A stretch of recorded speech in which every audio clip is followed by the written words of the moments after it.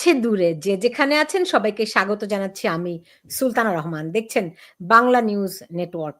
শিরোনাম দেখতে পাচ্ছেন যে ইউনূসের রাজ্যে কবরের লাশও নিরাপদ নয়, মানে অনিরাপদ। পরিস্থিতিটা এমন যে মানুষ ঘরে নিরাপদ নয়, মানুষ বাইরে নিরাপদ নয়, রাস্তায় নিরাপদ নয়। এমনকি কবরে মৃত মানুষ পর্যন্ত নিরাপদ নয়। আপনারা অনেকেই দেখেছেন যেভাবে করে নুরাল পাগলাকে যেভাবে করে তার লাশ উত্তোলন করে আগুনে পুড়িয়ে দেওয়া হয়েছে, সারা পৃথিবীর মানুষ স্তম্ভিত হয়ে গেছে। গত ১৩ মাস ধরে কখনো নারী নির্যাতনে পৃথিবী স্তম্ভিত হয়ে যাচ্ছে, কখনো মানুষকে যেভাবে টুকরো টুকরো করে লাশ বানানো হচ্ছে তাতে স্তম্ভিত হচ্ছে, কখনো মানুষকে পিটিয়ে হত্যার ঘটনায়ও মানুষ হতবাক হয়ে যাচ্ছে। এরকম একটা পরিস্থিতি গত ১৩ মাস ধরে চলছে। সেই পরিস্থিতি কেন কোনোভাবে নিয়ন্ত্রণে আসছে না? অন্যদিকে অনেকেই বলছে যে বর্তমান যে ইউনূস সরকার, তাদের কাজই হচ্ছে এরকম অ্যানার্কি তৈরি করে রাখা, যাতে করে মানুষ কোথাও নিরাপদ বোধ না করে, দেশে একটা বিশৃঙ্খলার সৃষ্টি হয়, আর তার মধ্য দিয়ে তারা যে উদ্দেশ্যে এসেছে সেই উদ্দেশ্য যেন তারা হাসিল করতে পারে। কিন্তু বাংলাদেশের মানুষ কি তা সহজে মেনে নেবে? এই প্রশ্নকে সামনে রেখে আজকে আমি আরো একবার আপনাদেরকে স্বাগত জানাচ্ছি, এবং আমার সঙ্গে অতিথি হিসেবে রয়েছেন দুই অত্যন্ত জনপ্রিয় অনলাইন অ্যাক্টিভিস্ট, লেখক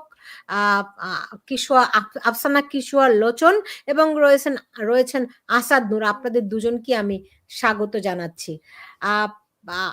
আফসানা কিশোয়া লোচন, আপনার কাছে যদি প্রথমে আসি, যে যেই পরিস্থিতি, মানুষের তো বাকরুদ্ধ হতে হতে মানে আর আর কি হবে, আর কি এরকম একটা প্রশ্ন আসে না যে এর শেষ কোথায়? আপনি কি দেখতে পান?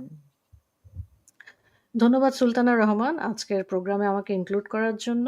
আপনার মাধ্যমে আমি দর্শক শ্রোতাদের সকলকে শুভেচ্ছা জানাচ্ছি। যদিও এই মুহূর্তে সত্যিকার অর্থে সেভাবে শুভেচ্ছা জানানোর পরিস্থিতি আমাদের কারোই নেই, এবং আমি আপনার মাধ্যমে আমার ছোট ভাই আসাদ নূরকেও স্টুডিওতে স্বাগতম জানাচ্ছি। আমরা তিনজন আজকে এক ফ্রেমে।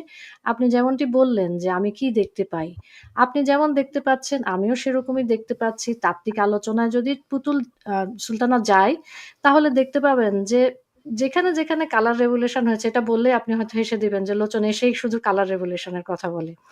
যেখানে, যেখানে কালার রেভলিউশন হয়েছে সিআই এর টেক্সট বুক অনুযায়ী আপনি দেখবেন ইরাকে কিন্তু যখন কালার রেভলিউশন হয়েছে, এ ধরনের আমরা যাদেরকে বলে থাকি আরকি যে তৌহিদি জনতা, সত্যিকার অর্থে তারা সালাফিস্ট, ওয়াহাবিস্ট যে অংশটা, উগ্র ধর্মবাদী যে অংশটা, তারা কিন্তু ইরাকে আপনি দেখবেন যে ইউনূস নবীর কবর খুঁড়ে ফেলেছিল তারা। সেখানে তারা নানা অ্যাবিউসিভ কাজকর্ম করেছে। তারপরে সিরিয়াতে যখন বাশার আল আসাদের সাথে সমস্যা চলছে, বাশার আল আসাদের পতনের পরে তার পিতার কবরও কিন্তু খুঁড়ে ফেলা হয়েছে। এবং গত বছর আমরা কিন্তু দেখেছি যে আমাদের বীর মুক্তিযোদ্ধা মাইনুদ্দিন বাদলের কবরেও একই ধরনের কাজ করা হয়েছে।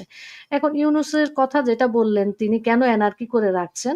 যেখানেই কালার রেভলিউশন হয় সেখানে অ্যানার্কির মাধ্যমে যত ধরনের প্রাতিষ্ঠানিক অংশ আছে রাষ্ট্রের, যেগুলো গুরুত্বপূর্ণ ভূমিকা পালন করে, আমরা আইন বলি, সংবাদপত্র বলি, শিক্ষা বলি, এগুলো তার কিন্তু ভেঙে দেওয়া হয়। আপনি যদি দেখেন তাহলে দেখবেন, দর্শক শ্রোতাদের জ্ঞাতার্থেও বলছি যে সেই একই কালার রেভলিউশনের পথ ধরে কিন্তু আমাদের পুলিশ বাহিনীকে অনেকটাই তাদেরকে ডিমোরালাইজ করা হয়েছে, তাদেরকে শত শত হত্যা করা হয়েছে, তাদের 450 থানাতে আক্রমণ করা হয়েছে, লক্ষ লক্ষ বুলেট লুট করা হয়েছে, তাদেরকে মেরে ঝুলিয়ে দেওয়া হয়েছে। তো এই কাজগুলা যেখানেই কালার রেভলিউশন হয় সেখানেই সিআই এর টেক্সট বুক অনুযায়ী হয়। পরবর্তীতে আপনি যদি আমাকে আবার সুযোগ দেন, আমি বিষয়ে হয়তো বিস্তারিত বলবো। আপনার কাছে আবার ফেরত জি, যাচ্ছি। আসাদ নূর, এটি কি কি আসলে, মানে কি বলবো, এটা কি ধরনের জঙ্গি রাষ্ট্র ডক্টর ইউনূস প্রতিষ্ঠা করছেন? আপনি জানেন যে জাপান টাইমস একটি খবর করেছে যেখানে বলা হচ্ছে বাংলাদেশ হচ্ছে কি দক্ষিণ এশিয়ার টাইম বোম। এটা যে কোনো সময় বিস্ফোরিত হতে পারে। এমনকি তারা এই মানে আন্তর্জাতিক গণমাধ্যমে এই প্রথমবারের মধ্যে তারা বলছে যে সামরিক জঙ্গিবাদ প্রতিষ্ঠিত হয়েছে বাংলাদেশে, তাই না? মানে আপনি কি দেখেন, এটা কোন ধরনের জঙ্গিবাদ? ধন্যবাদ সুলতানা রহমান এবং লোচন আপা, আপনাদের দুজনকেই। এবং আমার মন্তব্য এখানে একটা দ্বন্দ্বই চলছে, তুমি আমার মতো নও কেন। পাকিস্তানি আলবদর, আল শামস, রাজাকার, ওদের বক্তব্য কি ছিল যে আমাদের মতো করে পাকিস্তানকে তোমরা ধারণ করবে, না করলে তোমরা দেশের শত্রু, ধর্মের শত্রু। এই অজুহাতে কত আমরা মহান মুক্তিযুদ্ধে সেই গণহত্যাগুলোর আপনি দেখেন, আপনি হয় পাবেন যে এই হিন্দুস্তানের দালাল অথবা সে ধর্মবিরোধী এইসব কথাবার্তা বলে সে হত্যাকাণ্ডগুলোকে বৈধতা দেওয়ার চেষ্টা হয়েছে। এখন এই যে সালাফি, হানাফি, সুন্নি, আহলে হাদিস, নানান গোত্র এবং এদের মারামারি কিন্তু বাংলাদেশে ইসলামিক দল কটা, এই প্রশ্ন আপনাকে করলে আপনি উত্তর দিতে পারবেন না, এবং ডক্টর মোহাম্মদ ইউনূসকে করলে সে উত্তর দিতে পারবে না, কারণ এগুলো অসংখ্য। এই দলের এতগুলো দরকার কেন? যেখানে হেফাজত ইসলাম আছে সেখানে চরমনার কেন দরকার? আর চরমনায় জামাত ইসলাম যেখানে এক্সিস্ট করতো বাংলাদেশে, তখন আবার হেফাজত ইসলামের দরকার হয়েছে। এখন আবার দেখেন সব ইসলামিক দল মিলে তারা ইউনূসের সাথে জোটবদ্ধ হয়েছে, কি ইসলাম খাতরা মেহে, এই ধরনের কথাবার্তা। তারা নিজেরা এখন যেটা হচ্ছে, গতকালের এই ঘটনাটি পুরো বিশ্বের কাছে অবশ্যই একটা প্রতিচ্ছবি বাংলাদেশের, এবং বাংলাদেশের ইতিহাসে আমি যতটুকু স্বাধীন বাংলাদেশের ইতিহাসে এরকম ঘটনা কারোর লাশ কবর থেকে তুলে পুড়িয়ে দেওয়া হয়েছে এবং এগুলো তাকিয়ে তাকিয়ে দেখেছে প্রশাসন, এটা খুবই দুঃখজনক। আমরা গোপালগঞ্জে এরকম চিত্র দেখেছি, গণহত্যার সময় প্রশাসনের লোকজন তাদের এপিসিতে করে এই জুলাই সন্ত্রাসীদেরকে উদ্ধার করে আনাতে ব্যস্ত ছিল, কিন্তু এর পরবর্তী তাদের উপরে, গোপালগঞ্জের মানুষের উপরে গণহত্যা, এটাও যেন একটা রাষ্ট্রীয় নীতি। ঠিক তেমনিভাবে এখন দেখেন এই লাশ পোড়ানো, মানুষকে মারধর করা, তুমি সহি মুসলিম না, এই ধরনের কথাবার্তা বলে তাদের উপরে হত্যাযজ্ঞ চালানোটা এক প্রকার বৈধতা দেওয়া আছে। আর এটা তো ইউনূস বলেছে। তোমরা বলছো এখানে ফ্যাসিবাদ আমার এই সরকারে আছে, তোমার গ্রামেও তো আছে, তুমি কি করেছো? তার বক্তব্য হচ্ছে কি, সে হচ্ছে ফ্যাসিবাদ যে ইউনূসের দালালি করছে না। এখন ট্যাগ দেখছেন, এখন আওয়ামী লীগের দোসর বলছে, কাফের মুরতাদ বলছে, খ্রিস্টানদের দোসর বলে ওই ব্যক্তির লাশ পোড়ানো হয়েছে, অথচ ওই ব্যক্তি নিজেকে বলছেন পাগল, নুরাল পাগলা, এবং স্থানীয় লোকজন তাকে পাগল। একজন পাগলেরও কোনো রেহাই নেই, বেঁচে থাকতেও রেহাই পান নাই, মরে গিয়ে তার লাশটাও রেহাই পায় নাই। ফর ইউর কাইন্ড ইনফরমেশন, এখন এই মুহূর্তে হাটহাজারি জ্বলছে, কয়েকজন নিহত হওয়ার খবর পাচ্ছি। কি নিয়ে জানেন? এই হাটহাজারির যে সেই মাদ্রাসার সামনে দিয়ে যারা সুন্নিপন্থী দাবি করেন, চট্টগ্রামে তাদের একটা বিশাল অংশ আছে, তাদের জনসমর্থনও ব্যাপক আছে, মুসলমানদের মধ্যে তাদের গ্রহণযোগ্যতাও ব্যাপক। তারা কি করেন, এই যে আধ্যাত্মিক বিভিন্ন গান বাজনা এবং মানুষকে এই ইসলামিক হামদ নাতের মধ্যে ব্যস্ত রাখা, ফ্যানাটিজম থেকে তারা দূরে থাকেন। এই জিহাদ টিহাদে অতটা তারা বিশ্বাস করেন না। আপনারা জানবেন যে বাংলাদেশে এরকম অনেক ইসলামিক বক্তাও রয়েছেন, যেমন ফ্যানাটিক রয়েছে আহমদুল্লাহ বা এই যে আজহারি, যদিও তারা এখন লুঙ্গির তলা থেকে এসে জামাতি বলছে নিজেদেরকে, এর আগে ছিল আওয়ামী লীগ আর আমির হামজা। আপনারা জানবেন যে 14 গোষ্ঠী আওয়ামী লীগ দাবি করা এই ব্যক্তিরা এখন বলছে জামাত ইসলাম ছাড়া আল্লাহর দলের আর কোনো দল নাই। এবং এই ব্যক্তি বাদেও কিন্তু বাংলাদেশে অনেক উদারপন্থী ইসলাম প্রচারক আছেন, যেমন তাদের মধ্যে তাহেরি সাহেব একজন পরিচিত মুখ। তারা যেরকম নিজেকে সুন্নি দাবি করেন, এক কথায় আহলে সুন্নাহ ওয়াল জামাত কি জন্য তাদের নাম, তো তারা এখন মুসলমানদের যে নবী হযরত মুহাম্মদ, তার জন্মদিন পালন করতে পারবে না। অথচ এই জন্মদিন সৌদি আরবে পালন করা হয়, দুবাইতে দেখলাম যে তাদের বিভিন্ন রেস্তোরাঁয় ছাড়, পার্কিং ফ্রি, এরকম উদযাপন হচ্ছে। বাংলাদেশে এই সুন্নিপন্থীরা মিছিল নিয়ে যাচ্ছে, তাদের এই ঈদে মিলাদুন নবীর এই মিছিল তারা করতে দেবে না। কারা? হাটহাজারি থেকে বলা হচ্ছে তাদেরকে গরম পানি ফেলা হচ্ছে। আমার কাছে ভিডিও আছে, সেই মাদ্রাসা থেকে, হাটহাজারি মাদ্রাসা থেকে এই মিছিল নিয়ে যাওয়া, ঈদে মিলাদুন নবী যারা উদযাপন করবেন তাদের মিছিল নিয়ে যাওয়া ব্যক্তিদের, তারাও মুসলমান, তাদের গায়ে গরম পানি ছড়া হচ্ছে। এই গরম পানি কেন ছড়া হচ্ছে? এই প্রতিবাদে একজন সুন্নিপন্থী একজন ব্যক্তি, তার নাম আমি আপনাকে চাইলে ভিডিওটা দেখাতেও পারি। সেই ব্যক্তির নাম হচ্ছে আরিয়ান ইব্রাহিম। তিনি একটি ছবি, মানে মধ্যাঙ্গুলি দেখিয়ে ওই মাদ্রাসার সামনে তিনি বলেছেন যে কিয়ামতের আগ পর্যন্ত যশনে জুলুস ঈদে মিলাদুন নবী চলমান থাকবে ইনশাল্লাহ। এই কথাটি লিখে তিনি মধ্যাঙ্গুলি দেখিয়েছেন ওই মাদ্রাসার উদ্দেশ্যে, কারণ ওই মাদ্রাসা থেকে গরম পানি ফেলা হয়েছে। এখন এই মাদ্রাসা কর্তৃপক্ষ বলছে গরম পানি আমরা ফেলবো, এটা আমাদের অধিকার, আমরা ফেসিবাদ বিরোধী ছিলাম, আমরা ঈদের স্বাধীন করেছি, তাই গরম পানি ফেলা আমাদের অধিকার, এটা মব না, এটা কোনো লিঞ্চিং না, এটা আমাদের ডিমান্ড, এটা আমাদের অধিকার, ইসলামের স্বার্থে, নবীর স্বার্থে এটা আমাদের করতে দিতে হবে। কেউ একজন মধ্যাঙ্গুলি দেখে একটি ছবি পোস্ট করেছেন, পুরো হাটহাজারি এখন রণক্ষেত্র, শত শত গাড়ি ভেঙে দিয়েছে এমন ভিডিও আমি দেখেছি, এবং 2 জনকে হত্যা করা হয়েছে এমন ভিডিও আমি দেখেছি। হত্যার নিশ্চয়তা, যদিও ইউনূস সরকার এগুলো ধামাচাপা দিয়ে কতটুকু করবে আমি জানি না। এবং এই গাড়ি ভাঙচুর, এই যে সুন্নিপন্থীদের হত্যা, এগুলো এখন তাদের কাছে বৈধ হয়ে গেছে। তারা বলছে যে এই কি বলে কাফের মুরতাদ, হ্যাঁ, এই যে ধর্মদ্রোহী এদেরকে বলছে আর কি, এই সুন্নিপন্থীদের তাদেরকে বলছে যে ইসলামের দুশ্মন, তাদের কতল করা ওয়াজিব, এই চলছে আর কি। এবং ইউনূস বলছে বাহ কি চমৎকার, আয়না বেচতে এসেছে অন্ধের দেশে, আয়না বেচছে বেচারা। তো এরকম দাঙ্গা, হাঙ্গামা, এগুলো কি চলতেই থাকবে লোচন? এটা তো সদিচ্ছার উপর নির্ভর করে। এখন যেই মবের ঘাড়ে চড়ে গভর্নমেন্ট গঠিত হয়েছে, তারা যেটাকে প্রেশার গ্রুপ বলছে, তারা তো গভর্নমেন্ট তৈরি করার আগেই এবং পরবর্তীতে আপনি দেখেন যে 19 বা 20 জুলাই নরসিংদীর কারাগার থেকে কিন্তু হাই ভোল্টেজ যারা ছিল, জঙ্গি ছিল, তাদেরকে ছেড়ে দেওয়া হয়েছে। পরবর্তীতে কিন্তু আমরা দেখেছি প্রায় 700 মতন জঙ্গি ছেড়ে দেওয়া হয়েছে এবং 138টা কিশোর গ্যাং দেশের যেইভাবে সক্রিয় আছে আপনি দেখতে পাচ্ছেন এবং জনসাধারণও দেখতে পাচ্ছে।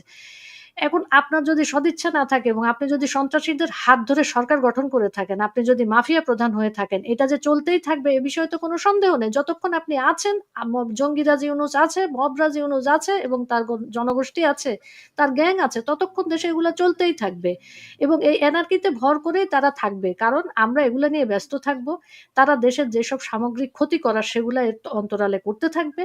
তারা দেখেন ইতিমধ্যে কিন্তু চট্টগ্রাম বন্দর দিয়ে দিয়েছে, সেখানে টার্মিনালগুলা বিদেশি শক্তির হাতে চলে গিয়েছে। সেন্ট মার্টিনের এই অবস্থা, এর মধ্যে মহেশখালী যেটা অত্যন্ত গুরুত্বপূর্ণ জায়গা সমুদ্র বন্দরের, সেই জায়গাতে কিন্তু তারা তাদের কর্মকাণ্ড চালাচ্ছে।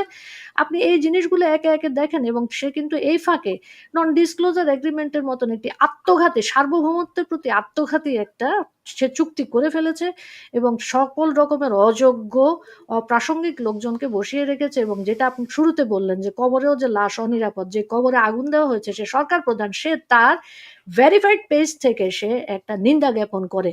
উনি কি এনজিও প্রধান না সরকার প্রধান, এটা বুঝতে কিন্তু আমাদের সমস্যা হয়। আপনার সমস্যা হচ্ছে কিনা আমি জানি না, আমার কিন্তু খুব সমস্যা হচ্ছে যে সে কে আসলে। এসব নিন্দা তো আমি জ্ঞাপন করতে পারি, আপনি জ্ঞাপন করতে পারেন, আমরা অ্যাক্টিভিস্টরা জ্ঞাপন করতে পারি। বিইং এ সরকার প্রধান, সে নিন্দা জ্ঞাপন করবে কেন? সে যে এদের প্রতি কঠোর ব্যবস্থা নেওয়ার ব্যবস্থা করবে, সেটাই করবে। এখন অবস্থা দাঁড়িয়েছে বাংলাদেশে, বাংলাদেশের আইনকে আইনের আওতায় আনতে হবে। সেই ভালো বলছেন, আইনকে আইনের আওতায় আনতে হবে। কিন্তু তিনি যে নিন্দা জানিয়েছেন, সেখানে আমি যদি মানে তার বিবৃতিটা বলি, সেটি হচ্ছে যে মানুষের, যে কোনো মানুষের পবিত্রতা, সেটা বেঁচে থাকা অবস্থায় অথবা মৃত অবস্থায়, সেই পবিত্রতা রক্ষার দায়িত্ব সরকারের, তাই না? এটি তারা বলছে। তো তারা কি মৃত কিংবা জীবিত কোনোটিরই পবিত্রতা রক্ষা করতে পারছে, আসাদ নূর? না, এখন আপনি এখানে বুঝতে হবে আপনাকে মানুষের সংজ্ঞা তার এটা বলেছে কে? এটা বলেছে ইউনূস। এখন তার কাছে মানুষের সংজ্ঞা কি এটা বুঝতে হবে। তার কাছে মানুষ একমাত্র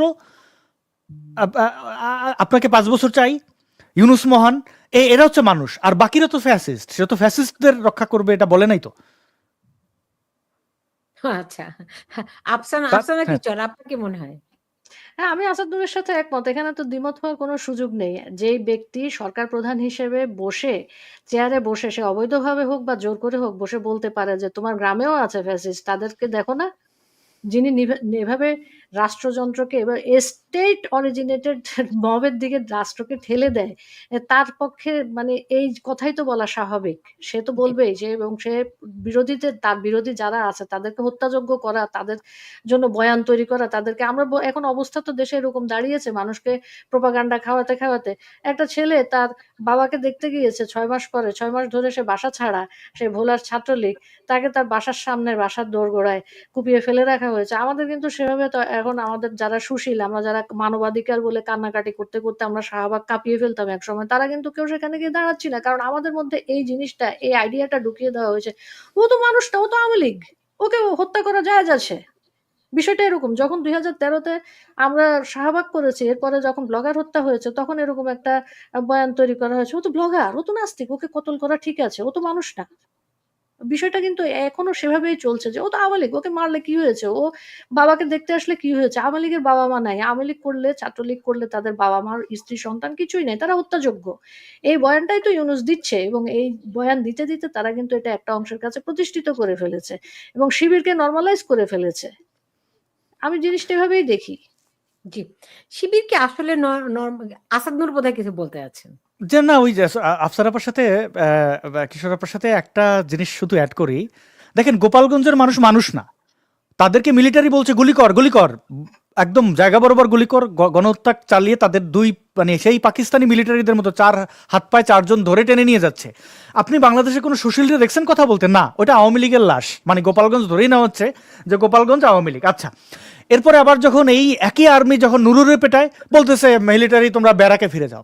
আবার এর পরের দিন যখন চিটাগংয়ে এই জামাত শিবির যে গ্রামবাসীর লুটপাট করতে যায়, লিঞ্চিং করতে যায়, মাইর খায়, তখন বলে সেনাবাহিনী আমাদের বাঁচায় না। মানে দেখেন তাদের কাছে কিন্তু মিলিটারি কি করবে কি করবে না এটা একটা স্পষ্ট মেসেজ আছে। আওয়ামী লীগ পিটায় হত্যা করতে পারবা, চট্টগ্রামে সেই চিটাগং ইউনিভার্সিটির আশেপাশে গ্রামের মানুষদের তোমরা হত্যা করতে পারবা, কিন্তু নুরু মাফ করতে যাবে তারা তুমি ধরতে পারবে না। তাহলে বুঝছেন তো তার ইউনুসের কাছে এবং ইউনুসের প্রশাসনের কাছে মানুষের সংজ্ঞাটা কি, এটা স্পষ্ট। আর দ্বিতীয় কথাটা দেখেন, সুস্পষ্টভাবে যখন একটা লোক এইরকম দানবে পরিণত হয় এবং তার আশেপাশের যারা এই লালবদর বুদ্ধিজীবী তারা কত বড় বেহায়া নির্লজ্জ, এটা প্রমাণ দেখবেন এই যে এই নুরাল পাগলার লাশ পোড়ানো নিয়ে জাহেদুর রহমান ভিডিও করে, এই যে ডক্টর জাহেদুর রহমান, এই লালবদর আর একটা যে আওয়ামী লীগের লুঙ্গির তলায়ও ছিল এক প্রকার, কিন্তু কিছু কিছু সফট করেছে। সে বলতেছে যে এটা রয়ের কাজ, লাভবান হচ্ছে। আরে বেটা, একজন মানুষে মরার পরে পুড়াইয়ে দিল, তুই ওই মব নিয়ে কিছু বল, তোর যদি কিছু বলার থাকে তুই বলতেছ রয়ের লাভ হইলে। তাহলে বাংলাদেশের সবাই রয়ের এজেন্ট, জামাত ইসলাম রয়ের এজেন্ট, সবাই রয়ের এজেন্ট, পিনাকির নামটা উচ্চারণ কর যে আসল রয়ের এজেন্ট না। মানে সিলেক্টিভ তাদের। আপনি দেখেন ঢাকা বিশ্ববিদ্যালয়ের অধ্যাপক কামরুল হাসান মামুন, উনি বলতেছেন দেশ শেষ হয়ে যাচ্ছে, এখন বাঁচাও। আরে শেষ হয়ে গেছে রে ভাই, এটা এখন শেষ হয়ে যাচ্ছে আবার কি। আর চিটাগং ইউনিভার্সিটিতে যখন আপনি দেখেন না, আপনার একজন ভিসি বন্দুক নিয়ে এইভাবে ভিসির অনুসারীরা যাচ্ছে গ্রামবাসীকে হত্যা করতে, প্রো ভিসি যে মাইর খেয়ে আসে। আপনার তো হ্যাঁ, আপনি চাইছিলেন ঢাকা বিশ্ববিদ্যালয়ে ভিসি হইতে, কিন্তু আপনার লালবদর বাহিনীতে আপনার নাস্তিক টাস্তিক কইরা ওই যে আরো আপনার কলিগ যারা এদের তো পারলে তো পিটায়, এবং আপনাদের যে কালচারাল ফ্যাসিস্ট বলে জুতা দিয়ে পিটাইছে, প্রতীকী পেটানো। একজন অধ্যাপক, আপনার কি লজ্জা শরম নেই? আপনি নিজে রিজাইন করেন, আপনি রিজাইন করে প্রতিবাদ করেন। এই আসলে এই আমি সরি টু সে, এই লালবদর বুদ্ধিজীবীদের আসলে লাজ শরম বলতে কিছু নাই। এবং আমরা যারা মুক্তিযুদ্ধকে ধারণ করি, লালন করি, আমরা তো জানি 1971 কি হয়েছিল। এই বদরুদ্দিন ও উমরদের মতো বদমাইশরা কি করছিল তখন, মুক্তিযুদ্ধ গেছিল কি না, না কোন তলায় ছিল, আমরা কিন্তু এটা জানি। এবং বর্তমানে যে বুদ্ধিজীবীদের দেখতেছি, মজার বিষয় হচ্ছে, এবং এটা একই সাথে দুঃখজনক, তারা যে আগুন লাগিয়েছে, এই আগুনে পুড়ে তারা ছারখার হয়ে যাবে। দেখেন এই দেবালয়ে আগুন লাগাইলে বলে না যে বনে আগুন লাগলে দেবালয় রক্ষা পায় না, এটা একটা প্রমাণ। আমি একটা ভিডিও শেয়ার করেছি, একটু দেখেন, আপনি যদি দেখাইতেন, কয়েক সেকেন্ডের ভিডিও, আপনি একটা জিনিস প্রমাণ পাবেন। কোনো ভায়োলেন্স নাই তো? না না না, কোনো ভায়োলেন্স নাই। এটা কিন্তু হাটহাজারী মাদ্রাসা থেকে, এই দেখতে পাচ্ছেন পানি, গরম পানি, হাটহাজারী মাদ্রাসা থেকে গরম পানি ফেলা হচ্ছে কাদের উপরে, দেখেন এই নিচে দেখবেন জুলুস নিয়ে, এই যে যারা ঈদে মিলাদুন নবীর জন্য যারা মিছিল নিয়ে যাচ্ছে, দেখেন এই পতাকা দেখতে পাচ্ছেন, মিছিল নিয়ে যাওয়া ব্যক্তিরা যারা উভয় পক্ষই মুসলমান, এক মুসলমান আর এক মুসলমানের উপরে গরম পানি ফেলছে। এর কারণ কি? তার অভিযোগ হচ্ছে যে এরা কাফের। আরেকটা ছবি দেখেন, এবং এই কাজটা করার পরে ওই যে পক্ষের উপরে গরম পানি ফেলা হয়েছে, ওই ছবিটা একটু দেখান।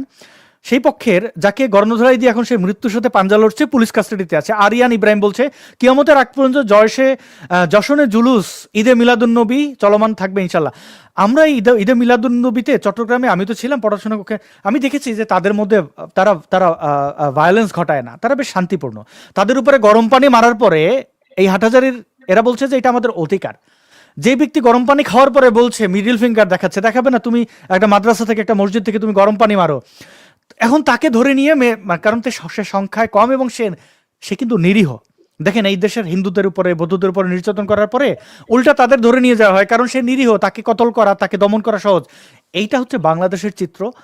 এখন শেখ হাসিনা সরকারের সমালোচনা আছে, কিন্তু ওই 15 বছরে যা করেছে, এই 1 বছরে তা ছাড়িয়ে গেছে অনেক মাত্রায়। এবং এটা কোথায় যে যাবে, এটা তো মানে আফসানা আপা বলেছিনি, সেই দ্বীপগুলো দিয়ে দেওয়া হচ্ছে, সেন্ট মার্টিন। এবং আপনি দেখেন ওই জায়গাটার নাম যেন কি ভুলে গেছে, আমি ওখানে গেছিলাম, মহেশখালীর পান বানাই খাওয়াইতাম। হ্যাঁ, কত গান আছে এটা নিয়ে। মহেশখালী এবং সেন্ট মার্টিন দেখেন, দুইটা কিন্তু বিচ্ছিন্ন, মানে দ্বীপ। ওইখানে নাকি তারা সিটি বানাবে সিঙ্গাপুরের মতো। এত জায়গা থাকতে ওই দ্বীপের মধ্যে কেন? এটা তো আমি মহেশখালী গেছি তো বটে, আমি সেন্ট মার্টিনও গেছি, জানি যে ওইখানে আপনি যদি কারোর নিয়ন্ত্রণে থাকে, ওইখানে আপনি চাইলেও যেতে পারবেন না। মহেশখালীর লোকের অনুমতি ছাড়াই ওঠা যায় না পারে। আর ওইখানে যেখানে আমেরিকার ঘাঁটি হবে, তো সেখানে তো বলাই খুব আরামে তারা এখানে যা কিছু করতে হয় করবে। জি, আফসানা কিশোর, ধরেন যেই পরিস্থিতি, হ্যাঁ, এতে করে আপনার কি মনে হয় যে আন্তর্জাতিক সম্প্রদায় যারা নোবেল লরিয়েট ডক্টর ইউনূসের গুণে মুগ্ধ ছিলেন, তাদেরকে একটা মানে মোহভঙ্গ হয়েছে কিনা? সুলতানা, এই জায়গাটা খুবই মজার কিন্তু। দেখেন আমরা অনবরত ভাবতে থাকি যে আন্তর্জাতিক সম্প্রদায় বুঝি আমাদের মতন সাবকন্টিনেন্টের একটা দেশ, ২য় বিশ্বের একটা উন্নয়নশীল দেশকে বাঁচাবে। সত্যিকার অর্থে কখনোই বাঁচায়নি। কারণ আপনি দেখবেন যে ২০০ বছর আগে যে ঔপনিবেশিক শক্তি ছিল, এখন সেটাই কিন্তু অন্য একটা ফর্মে পুরা বিশ্বে কাজ করছে। এবং যে আন্তর্জাতিক শক্তির কথা আমরা বলি মুখ বড় করে যে তারা মানবাধিকার, freedom of স্প্রেস, freedom of speech, ঠিক আছে? তারপরে আরো কি আছে না? আছে জেন্ডার ইকুইটি, জেন্ডার ইকুয়ালিটি, তাই না? এগুলো আমরা যেগুলা বলি যে এরা এগুলো আমাদের জন্য নিয়ে আসবে। এরা সত্যিকার অর্থে তা করে না। এরা যেখানেই এই জিনিস, এই শান্তির বার্তা নিয়ে গেছে সে দেশটাই ধ্বংস হয়ে গেছে। আপনি ইরাকের অবস্থা দেখেন, সিরিয়ার অবস্থা দেখেন, ইউক্রেনের অবস্থা দেখেন। একেকটা সমৃদ্ধশালী দেশ তারা তাদের ন্যাশনালিজম বলি, তারা তাদের ধর্মীয় জাতিসত্তা, তাদের জাতীয়তাবাদ এবং তাদের রাষ্ট্রীয় যে ব্যবস্থা, কেউ সেমি কমিউনিস্ট, কেউ দেখা যাচ্ছে পুরোপুরি পুঁজিবাদী। এগুলা নিয়ে যখন তারা চলছে সেখানে গিয়ে কিন্তু তারা আক্রমণ করছে। এই আক্রমণ করে সে দেশটাকে তারা তাদের উপনিবেশে পরিণত করছে এবং এই অবকাঠামোগত চেঞ্জের ক্ষেত্রে এবং সাংস্কৃতিক বিপ্লবের ক্ষেত্রে, সব ধরনের বিপ্লবের ক্ষেত্রে প্রত্যেকটা দেশে এই ধরনের লালবদররাই কিন্তু কাজ করেছে। আমাদের দেশে যেরকম লাল বদররা কাজ করেছে, লাল বদরের বিভিন্ন শ্রেণীবিভাগ ছিল, পেশা ছিল। বিভিন্ন দেশেও কিন্তু এই ধরনের লাল বদর কাজ করেছে। আপনি ইউক্রেনে যখন অরেঞ্জ বিপ্লব হয়েছে সেখানেও অরেঞ্জ বদররাই কাজ করেছে। তাদের যে মিডিয়াগুলা ছিল, আপনি ৮০ টা বা ১০০ টার মতন মিডিয়া দেখবেন। মিডিয়ার মধ্যে ৯২ টাই দেখা গেছে যে পশ্চিমা শক্তি দ্বারা মদদপুষ্ট ছিল। তাদের এনএডি ফান্ড বলি, তারপরে ইউএসএআইডি ফান্ড বলি, এবং এনজিও গুলা ভীষণভাবে সক্রিয় থাকে। এনজিও গুলা কিন্তু যখন নির্বাচিত সরকার থাকে তখন দেশে মানবাধিকার, freedom of speech, freedom of expression, সংবাদকর্মীদের নিরাপত্তা এগুলো নিয়ে সাংঘাতিকভাবে কান্নাকাটি করতে থাকে। সে কান্নায় পৃথিবী ভেসে যায়, ভেসে যায়, ভেসে যায়। কিন্তু যখনই তাদের সমর্থিত এ ধরনের পাপেট সরকার আসে, তারা একজন কিন্তু শীত ঘুমিয়ে চলে যায়। এবং আপনি দেখেছেন যে আপনার ডিপার্টমেন্টের একজন শিক্ষক গাছে ঝুলছেন উনি আনন্দে। কারণ তার পাপেট সরকার বসা। ঠিক আছে? এবং এবং ওই যে মামুনের কথা বললেন, যাকে আমরা টাইসন মামুন বলে থাকি। টাইসন মামুন কিন্তু সাংঘাতিকভাবে, উনি ফিজিক্স ডিপার্টমেন্টের টিচার ঢাকা ইউনিভার্সিটির। উনি সাংঘাতিকভাবে কিন্তু ইউনূস বন্দনা করেছেন। উনি যখন পদপদবি পান না, এখন উনার মনে হচ্ছে যে দেশ ধ্বংস হয়ে গেছে। দেশ ধ্বংস করবেন আপনারা সবাই মিলে, আপনারা লাল বদররা মিলে। আর দেশকে উদ্ধার করতে বরাবর খালি আওয়ামী লীগ তার রক্ত দিবে। এই ফেনোমেনন থেকে বের হয়ে আসতে হবে। দেশকে রক্ষা করতে হলে যারা লাল বদরগিরি করেছে তাদেরও একসাথে হয়ে এখন দেশকে উদ্ধার করতে হবে। কিন্তু কারণ দেশ এখন শুধুমাত্র জামাতের কবলে চলে গেছে বা জঙ্গিদের কবলে চলে গেছে তা না। দেশ কিন্তু আগামী ২০০ বছরের জন্য, যদি ধরেন ২০০ বছর বা ৫০০ বছরের জন্য ঔপনিবেশিক শক্তির আন্ডারে চলে গেছে। আপনি খেয়াল করলে এটাই দেখবেন। দেখুন, দেশ শুধু জামাতের মানে দখলে চলে গেছে, এটা শুধু কথার কথা না কিন্তু।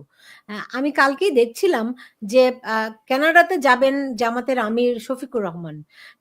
সেই জন্য পররাষ্ট্র মন্ত্রণালয় থেকে কানাডার গভর্নমেন্টকে এবং বাংলাদেশ হাই কমিশনকে চিঠি পাঠানো হয়েছে। মানে একটা রাজনৈতিক দলের প্রধান যাবেন একটা দেশ সফরে তার দলীয় কার্যক্রমের জন্য, সেখানে পররাষ্ট্র মন্ত্রণালয় চিঠি পাঠায় কেন? এটাই তো। চিঠিটা কিরকম দেখেন, লেটার অফ ইন্ট্রোডাকশন। তিনি কিন্তু কোনো সরকারি চাকরি করে না, বা উনি কোনো সরকারি চুম্মা শফিক আরকি। চুম্মা শফিক কোনো রকমের সরকারি পদেও কিন্তু অধিষ্ঠিত না। তাকে কিন্তু ইন্ট্রোডিউস করিয়ে দিচ্ছে তার সাঙ্গপাঙ্গ নিয়ে আমাদের প পররাষ্ট্র মন্ত্রণালয়। তো আমার দেশটার প্রতিটা কাজ একটা ডার্ক কমোডিতে পরিণত হয়েছে। যেটা আপনি ১ম এই বললেন, আসাদও বলল, আমিও বললাম যে দেশের সকল ধরনের অর্গানকে, হ্যাঁ, ধ্বংস করে দেওয়াই থাকে হচ্ছে কালার রেভলিউশনের একমাত্র কাজ। আপনি দেখেন ইরাক ধ্বংস করে দিয়ে এখন ইরাক পুনর্গঠনে যারা কাজ করছে তারা হচ্ছে গিয়ে আমেরিকান শক্তি। ইরাক কি ধরনের পুনর্গঠন হয়েছে আপনি দেখতে পাচ্ছেন। লিবিয়ার গাদ্দাফিকে সরিয়ে দিয়ে লিবিয়া এখন ৩ খণ্ড। ঠিক আছে? লিবিয়াতে ৩ জন মাফিয়া, আমাদের যেরকম কিশোর গ্যাং, সেভাবে লিবিয়াতে ৩ জন মাফিয়ার আন্ডারে বিভিন্ন গ্যাং কাজ করে। যে গ্যাংয়ের হাতে যত বেশি শক্তি তার হাতে কিন্তু লিবিয়ার তেল উত্তোলন বা অন্যান্য প্রাকৃতিক সম্পদ ঠিক করার এবং এগুলো পাচারের বিষয় সব তার হাতে ঘনীভূত। তো আমাদের দেশেও সেই কাজই সত্যিকার অর্থে চলছে। আমরা বিভিন্ন ধরনের আ অন্যায়কারককে আমরা দেখছি। আমি সমন্বয়ক বলি না, আমি অন্যায়কারক বলি। এদের একেকজনের দেখেন যে মানে কি বলবো? ২ দিন আগেও বলছে আমার পকেটে ৳৫,০০০ নেই। এখন টাকা কিভাবে রাখবে সেটার জন্য বিভিন্ন জায়গায় ছুটাছুটি করছে। কাকে দিয়ে টাকা সরাবে, কোথায় রাখবে, এবং আপনি যদি তাদের ফিজিক্যাল এক্সিস্টেন্স টা দেখেন, মানুষের হঠাৎ করে পয়সা হলে মানুষের কিন্তু শরীর-টরীর সব ফুলে-টুলে একটা সাংঘাতিক বিষয় হয়ে যায়। হ্যাঁ?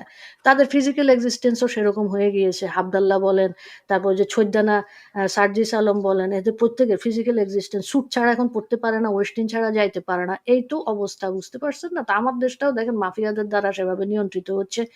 আসিফ নজরুল দেখা যাচ্ছে যে একটা কি বলবো সোবার ইয়ে নিয়ে আসে, মনোভাব নিয়ে দেখায় এবং তার আন্ডারেও কিন্তু এরকম মাফিয়া আছে। এরকম কিশোর গ্যাং আছে। প্রত্যেকের আন্ডারে আছে। আপনি এই যে সাদিক কায়েম থেকে শুরু করে ডাকসুতে দেখে শুরু করে সব জায়গায় যেদিকে তাকাবেন প্রত্যেকের আন্ডারে বিভিন্ন এলাকার কিশোর গ্যাং আছে এবং দেশ কিন্তু এভাবে মব দ্বারা মাফিয়া দ্বারা সত্যিকার অর্থে নিয়ন্ত্রিত হচ্ছে। ইউনূস নিজে যেটা সরকার প্রধান হিসেবে করতে পারছে না সরাসরি, সে তার এসব গ্যাংদেরকে দিয়ে এই কাজগুলা করাচ্ছে এবং দেশকে টোটাল এনার্কি মানে কিন্তু টোটাল পুঁজিবাদ। মানুষ যখন অনেক এনার্কিতে থাকে তখন সে চাচা আপন প্রাণ বাঁচা। সে সামষ্টিক কোনো কিছু আর ভাবতে পারে না। এই হুম। কারণে টোটাল এনার্কিতে দেশ সারাক্ষণ থাকবে। গত ১৪ মাস ধরে আছে, আগামীতেও থাকবে জনগণ যদি এটা রুখে না দাঁড়ায়। তো আসাদ নূর, আমরা দেখছি যে গত কিছুদিন ধরে আওয়ামী লীগ বেশ বড়সড় মিছিল বের করছে। এতে অনেকেরই মানে মাথায় আকাশ ভেঙে পড়ছে। তো হুম। আবার অন্যদিকে দেখছি জাতীয় পার্টির অফিসে আগুন দেওয়া হয়েছে। একদিকে হুম। ইউনূস সরকার কি চায়, আরেকদিকে জনগণ কি সত্যিই রুখে দাঁড়াতে শুরু করছে? দেখুন, আওয়ামী লীগ মিছিল করবে এটাই তো বাস্তবতা। আওয়ামী লীগ মিছিল করবে না? আওয়ামী লীগ কি এই দেশের মানুষ না? অন্য দেশের মানুষ এসে আওয়ামী লীগ করে নাকি? হ্যাঁ, আওয়ামী লীগের অনেক নেতাদের ভুল ত্রুটি ছিল, সেটা আমরা দেখতেও পাচ্ছি, সেগুলো আসছে সামনে। দেখেন, জনস্রোত থামানোর তারা যে দুঃসাহস দেখাচ্ছে, এটা আসলে তাদের সেই ক্ষমতা আছে কিনা? আমি একজন বাংলাদেশী হিসেবে আনন্দিত যে ইউনূসের মতো একটা বদমাইশ ক্ষমতায় আছে। যদি একটা ভালো মানুষ ক্ষমতায় কোনো কারণে, মানে যদিও এরা ভালো মানুষ ক্ষমতায় এরা আনবে না, কারণ যারা এদেরকে বসিয়েছে তারা তো খারাপ মানুষ, তাও অনেক খারাপ মানুষ নিজের অস্তিত্ব টিকানোর জন্য ভালো মানুষের সামনে রাখে। একটা ভালো মানুষের রাখলে কিন্তু এদের মুখোশটা আমরা দেখতে পাইতাম না। এখন কেউ কেউ হয়ে যাচ্ছে জমিদারের নাতি, 2 দিন আগে ভাত পাইতো না তারাই বলছে, এমনকি ওয়ালেটও থাকতো না পকেটে। এবং তাদের হাবভাব, এই যে দাম্ভিকতা, বাংলাদেশের মানুষ এই ধরনের ঔদ্ধত্য পছন্দ করে না। এখন আমি তাদের ভবিষ্যৎ যেটা দেখতে পাইতেছি, আমি চাই না ওইটা তাদের হোক। এবং তাদের যারা বসাইছে, দেখেন, আমি নানান সময় বিপদে পড়েছি, এটা আওয়ামী লীগের আমলেই, কিন্তু আমি পশ্চিমা বিভিন্ন হিউম্যান রাইটস অর্গানাইজেশন, তাদের সাহায্য আমি পেয়েছি, আমি এই জন্য তাদের কাছে কৃতজ্ঞ। কিন্তু এখন আমার তাদের হিউম্যান রাইটস অর্গানাইজেশন কিনা এটা বলতেই তো আমি নিজেই তো অবাক হয়ে গেলাম। এর কারণটা কি? লোচনাপা কি কয়েকটা জিনিস নোটিস করছেন, একটা বিষয় নোটিস করছেন যে পশ্চিমারা এখন কথা বলেন। আমি আপনাদের প্রমাণ দিয়ে দিই। সুলতানাপা, আপনি আমার নিয়ে একটা শো করছিলেন, বিজয় দেবনাথ চট্টগ্রামের একটা ছেলে আমাকে জন্মদিনের শুভেচ্ছা জানিয়েছিল বলে তারে মব যে তারে মাইরে ফেলার জন্য থানা দিয়ে দিছে, অসম্ভব, তার অবস্থা খারাপ। আমি এই জিনিসটা সুন্দর করে লিখছি। যতগুলো মানবাধিকার সংস্থা আছে যাদের সাথে আমি ইনটাচ, যাদের সাথে আমি, এমনকি ইনক্লুডিং ইউনাইটেড নেশনস, তারা সবাই চুপ। কেন? একটা রিপ্লাই আসে নাই। এর আগে আমি না হইলে আমার জীবনে 500টা ঘটনা আমি বিভিন্ন পর্যায়ে জানাইছি। এই যে পিনাকি ইলিয়াস রেনি, আফসানা আপাশা এটার সাথে যুক্ত, উনি আমাকে অনেক হেল্প করছেন, আমি জানাইছি। সাইলেন্ট কেন? সাইলেন্ট অন্য কোনো জায়গায় এটা হয় নাই। আমি আমার জীবনে যতগুলো ইস্যু নিয়ে তাদের জানাইছি, তারা অন্ততপক্ষে এইটার সপক্ষে আরো এভিডেন্স চাইছে বা কিছু একটা বলছে এটা আমরা পারবো না, অমুক অর্গানাইজেশনকে ফরওয়ার্ড করো। এই বিষয়ে তারা চুপ। আচ্ছা, ইলিয়াস পিনাকির ব্যাপারটা নইলে বুঝলাম, তারা ওই দেশে থাকে, কিন্তু তারা যেই পশ্চিমাদের এজেন্ট, এটা তো আমার বুঝতে অসুবিধা নেই, কোনো রিপ্লাই নাই। এমনকি অনেক সময় কাটা তুলতে গেলে কাটার দরকার হয়। ব্রিটেনে গেছিল এই fanatic Islamic preacher Enayetullah Abbasi, তার পেছনে নাইজেল ফারাজ লেগে গেছিল যে ব্রেক্সিট করছে, কারণ ও পাইছে এলিমেন্ট যে এইটা যদি আমি এখান থেকে বাইর করি তাহলে আমি হিরো হব। তো ওইরকম একটা ডানপন্থী গ্রুপে আমি বলছিলাম পিনাকির ব্যাপারে। পরে বুঝলাম তাদের বক্তব্য হচ্ছে সে তো পিনাকি তো তাদের ফ্রেন্ড। কেমনে তাদের আরেকজনে বলে দিছে আমাদের ফ্রেন্ড, আমাদের এলাই, এর বিরুদ্ধে যাওয়া যাবে না। ওই বেচারা সরল লোক আমার বলে দিছে তোমার ফ্রেন্ড, তুমি কি বলো এগুলা? আমি বললাম হ্যাঁ আমার ভুল হয়েছে। আমি মানে কারণ তারে বুঝাইতেছে আমি ফরাসি ভাষায় আবার ট্রান্সলেট করতে হবে, এত আমার দরকার নেই, আমার বোঝা শেষ। এইবার আসে অ্যামনেস্টি ইন্টারন্যাশনালের পাকিস্তান এবং বাংলাদেশের প্রধান কে ছিল? সুলতান মোহাম্মদ জাকারিয়া। সে ঘোষণা দিয়ে এনসিপির সে এলাই, সে কি যেন কোঅর্ডিনেটর না যে কি একটা লিখে রাখছে তার প্রোফাইলে, হ্যাঁ, কনভেনার। সেলিম সামাদ আরএসএফ এর বাংলাদেশের অন্যতম দায়িত্বে থাকা reporters without border. Selim Samad কি বলেছে? বঙ্গবন্ধুর 32 ভাঙার পরে বলেছে এটা জুলাই 32 করে দেওয়া নাম, জুলাই 36 রোডের নাম বদলাই ফেলবে। চিন্তা করেন, শুধু বঙ্গবন্ধুর উপর আক্ষেপ না, ওই রোডে থাকা সকল বাড়ির মানুষের তার রোডের নাম বদলাই দেবে। কত বড় আমি শব্দটা এখানে ব্যবহার করলাম না, আপনারা দুজনই আমার বড় এবং বড় বোনের মতো সম্মান করি। কত বড় এরা, মানে কি বুঝছেন এরা কারা? ওই যে RSF, অ্যামনেস্টি বলে, এগুলো তো আমি ক্ষুদ্র মানুষ চিনলাম, আমি যাদের চিনি নাই, যারা বিশাল বড় বড় লোক বসে আছে। আরো দু একটা উদাহরণ দেয়, BBC আকবর উলঙ্গ হইয়া এখন দালালি করছে না। আপনি কখনো ভাবছেন এ আকবর এত খারাপ হইতে পারে, এত বড় দালাল হইতে পারে? তাও আবার ইউনুসের মতো একটা দালাল। আরে বেটা, মুক্তিযুদ্ধের দালালি কর, তাও তো একটা বোঝা যায় যে না, এটা জন্মের এবং অস্তিত্বের দেশের দায় থেকে দালাল। আমি তো বলি আমি মুক্তিযুদ্ধের দালাল। এই কথাগুলো বলার মধ্যে ইয়ে আছে, মানে গর্ব আছে, বাংলাদেশের দালাল। কিন্তু সে দালালি করতেছে এই পশ্চিমাদের। আর এখন আপনি আরো যে আলী রিয়াজ ফিয়াজ যাদের দেখতেছেন, আলী রিয়াজরে পপুলার করছে কে? পপুলার মানে বাংলাদেশে বাঙ্গুদের কাছে পরিচয় করে দিছে কে? এলিটদের কাছে খালিদ মহিউদ্দিন। ওই খালিদ মহিউদ্দিন তো হাঁটু গেড়ে ডয়চে বেলের টিম নিয়ে আরাফাতরে নিয়ে যায় এই জেনেভায় হাঁটু গেড়ে সার করলো না? তার টাই যখন ঝুলতেছিল তখন আমি বলি, আরে তা আমার কাছে তো উনি খুব প্রিয় একজন সাংবাদিক, বাঙ্গুর এত বড় সাংবাদিক, তার টাই ঝুলতেছে কেন? তার টাই তো থাকবে জামার সাথে লাগানো, ঝুলবে না। টাই কখন ঝোলে বুঝছেন তো? শিরদার মাথা নত করলে টাই ঝোলে। আমার তার সেই টাই ঝোলা দেখে তো বুঝিনি। এখন তো দুধ কা দুধ পানি কা পানি। ওই দিন দেখলাম এই খালিদ মহিউদ্দিন দুইটারে নিয়ে বলতেছে কি যেন একটা ভাঙচুরের বিষয়ে, এই নুরুর ওই বিষয়টাতেই বোধ হয় কি যেন একটা বলতেছিল, মানে জাস্টিফায়েড। আমি ভুলে গেছি। যতগুলো মব টব হয় তখন তো ওই পক্ষের দুইটারে নেয়, এক পক্ষের দুইটারে, একটা শিবিরের প্রকাশ্য আর একটা অপ্রকাশ্য। যেমন এবি পার্টির একটারে নেবে, শিবিরের একটা নেবে, তারা আলোচনা করে। তো এই যে মনস্টারদের এবং মবস্টারদের আমাদের তো চিনতে বাকি নাই। পশ্চিমারা কি চায়, পশ্চিমার পাপেট কে আসছে। আসলে মাঝে মাঝে আমার মনে হয় এই বাঙ্গুরা না একটা ভালো করে মুড়া খাক। 1971 বঙ্গবন্ধুর কারণে ভারতের মিলিটারিরা এই দেশ থেকে চলে গেছে। ইন্দিরা গান্ধী বুঝে গেছে যে মুজিবরে কাবু করা যাবে না, তো ভারতীয় মিলিটারিদের নিয়ে গেছে যারা একটা ভালো করে বাঙ্গুদের মুড়া দিত, তৈলে বুঝতো যে মুড়া খাওয়া কারে জিনিস। এখন তারা ভারতের আমেরিকান মুড়াটা খাক, খুব ভালো করে খাক, খুব ভালো করে খাক। আওয়ামী লীগের মাঠে নামা উচিত না, আমার মনে হয় মিছিল টিছিল আমিও বিরুদ্ধে। ওরা ভালো করে মুড়া খাক। আমি এটার জন্য আমি সরি, আমি এর কোনো বিকল্প দেখতেছি না। আমরা নিশ্চয়ই সেটি চাই না আসলে, কারণ দেশটা তো আমাদের, তাই না? দেশের মানুষ আমাদের, তারা ভালো থাকুক। এই যেই সংকটে পড়েছে নিশ্চয়ই এ থেকে কোনো না কোনো উত্তরণ ঘটবে, এটা তো আর চিরস্থায়ী বন্দোবস্ত হতে পারে না। আফসানা কিশোর, যেটি আসাদ নূর বললেন এটি তো খুব ভয়ঙ্কর একটি কথা, যে তিনি এতগুলি জায়গায় নক দিয়েছেন, অ্যামনেস্টি ইন্টারন্যাশনাল সহ আরো অনেকগুলো জায়গায়, যারা বিশ্ব মানবতার একটা অবতার হয়ে আসে আমাদের সামনে, তারা একদম নিশ্চুপ। তো বাংলাদেশে এখন যে ভয়াবহ অমানবিক কার্যক্রম চলছে, তো বাংলাদেশের মানুষ কোথায় এর বিচার চাইবে? একটু অ্যাড করে দে আপা, আমি মেল করেছি আগস্টের 10 তারিখে, আমি দেখে বলতেছি। এবং এই স্ক্রল করে নিচে নামতে নামতে দেখলাম যে আমি এমন কোনো অর্গানাইজেশন বাদ রাখিনি যাদের হিউম্যান রাইটস অর্গানাইজেশন বলা যায়। আজকে সেপ্টেম্বরের 6 তারিখ, মানে প্রায় 1 মাস, 31শে মাস ছিল আগস্ট, মানে 3 দিন কম 1 মাস, একটা রিপ্লাই পাইনি কোথা থেকে। আপনি কোথাও ইনফরমালি আলাপ করার চেষ্টা করেছেন? করেছি। কি বলছে? হোয়াটসঅ্যাপে যাদের সাথে কানেক্টেড তারা বলছে ইমেল করো, বললাম ইমেল করেছি, বলছে আমরা হায়ার অথরিটির সাথে যোগাযোগ করে শীঘ্রই রিচ আউট করবো। আর খবর নাই। এখন তারা তো আমি কল করে ফোন করে বলতে পারি না, বেটা তুই কর। ওকে, 1 মানে মাস হয়ে হায়ার গেল। অথরিটি মানে হাইকোর্ট দেখিয়ে দিয়েছে, বুঝতে পেরেছি। হ্যাঁ হ্যাঁ। আফসানা কিশোর, সুলতানা, আপনি যেটা বলছিলেন যে পশ্চিমা শক্তি বা মানবাধিকার যে সংস্থা তারা কেন চুপ, এটা খুব বুঝার জন্য খুব বেশি আপনার তত্ত্বের প্রয়োজন নেই, তাত্ত্বিক আলোচনা প্রয়োজন নেই। আপনি 1971 সালেও দেখেছেন যে 1971 সাল থেকে কিন্তু দেখেন আমাদের দেশে যে বৃহৎ জেনোসাইড ঘটেছে, 30 লক্ষ মানুষকে হত্যা করা হয়েছে এবং 4 লক্ষ নারীকে যৌন নিপীড়ন করা হয়েছে, ধর্ষণ করা হয়েছে, হত্যা করা হয়েছে। সেগুলোর স্বীকৃতি কিন্তু আমরা আজকে এত বছরেও পাইনি। কারণ কি? এই যে একটা ডিনায়াল থিওরি জেনোসাইডের কেন থাকে?